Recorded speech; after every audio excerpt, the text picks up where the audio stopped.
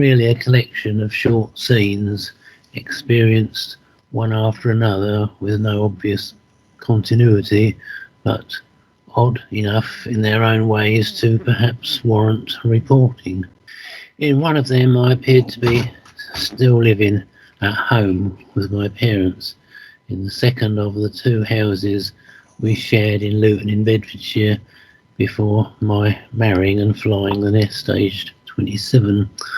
I left my mother at the front door and set off, evidently for work. It was only when I had gained the end of our road that I realised I had forgotten my briefcase and my lunchbox I always carried in a supermarket carrier bag. Not normally being so forgetful in those much younger days, when my 48th anniversary is only next week as I write this, and unlike nowadays when if they weren't in a bag I would forget well, never mind, you get the picture. I turned on my heel and started back. Possibly linked, possibly not, for I do not remember the order of these short scenes. I seem to be at the gate to the front door of the same house, looking at a strangely tall and lanky plant in a pot standing at the roadside. It appeared to be leaning against a tall van, and I went to remove it, but the top seemed to be caught up somehow at the edge of the van roof, and I was wrestling with it when the scene faded. In another scene I was walking along a street on a sidewalk, packed in front of me by people as far as the eye could see. I was aware of at least one person to my right, but when I turned to look at them, I didn't really see them properly, but my attention was drawn downwards to a chimpanzee walking between us, and that was that. Finally, in another scene, actually the following night, I was in a street again somewhere and found my attention drawn to a large window in a house I was standing near. Inside I saw three women. Nearest, a young lady. Behind her a few feet stood a middle-aged woman, and finally in the background an elderly one. They all smiled at me and seemed to know me. I then realised I knew who they were, although facially they appeared different to my memory of them on the physical level. Years ago on the physical level, when I was a boy in fact. Right, the thoughts and all this stuff. It's a bit of a jumble, but I'll try and make some sense of it all. Looking for common themes, three of the scenes seem to be throwbacks to earlier times in this physical life, and of these, two include people of great significance to me. Obviously the most significant was my mother, seemingly seeing me off on life's adventure, though I seemed to be, subconsciously at least, reluctant to go, and my mind concocted a reason to return. The three women were a grown-up version of a child playmate called Sheila and her mother and grandmother. We were around the age of 5 or 6, I would guess, when Sheila appeared, as she came frequently to visit her grandparents a few doors away from where we then lived. I can't really remember her face, other than she was very pretty and had striking red hair.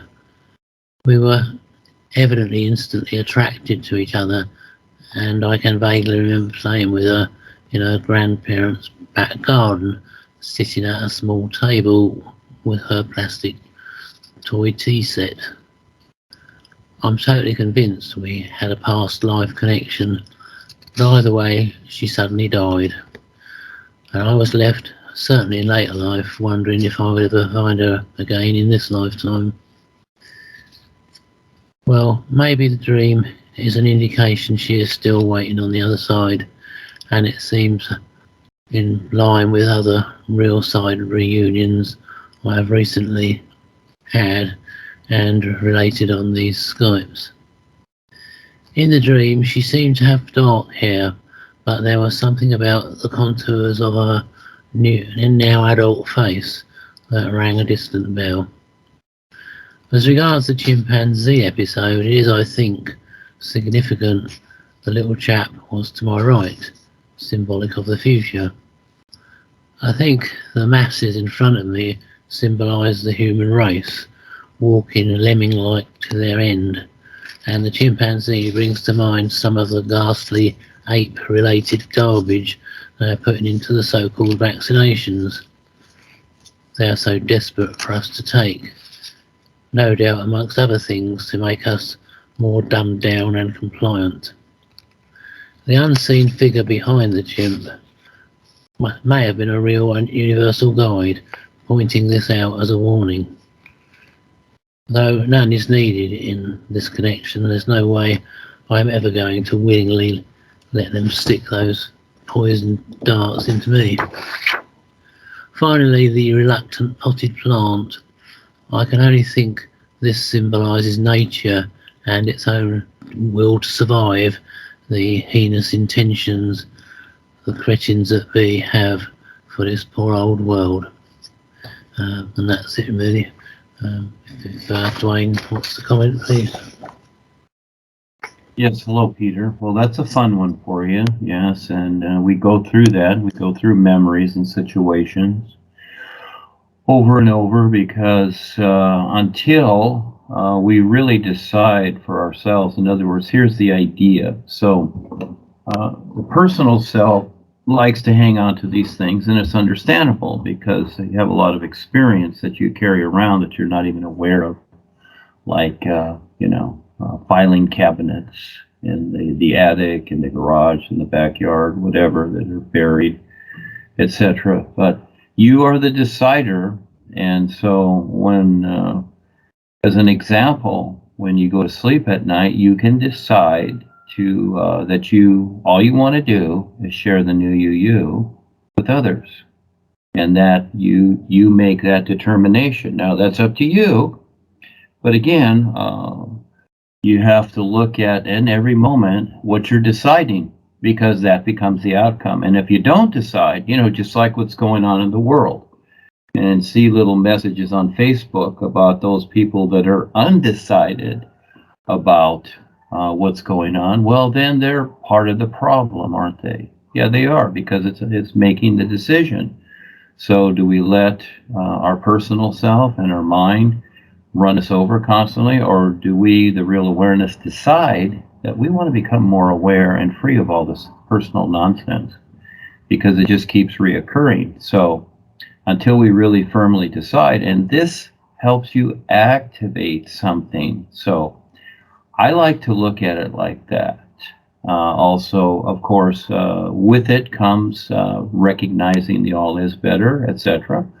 But just that if you decide to have the purpose of sharing the NUUU with others, and you really see that, and that becomes your full determination, etc. So then your real side experiences will change accordingly because of your decision. So most people have dreams. They call them dreams because they're in the passing dream, and they're going along with the personal self and what they've set up with their routines as they have for lifetimes.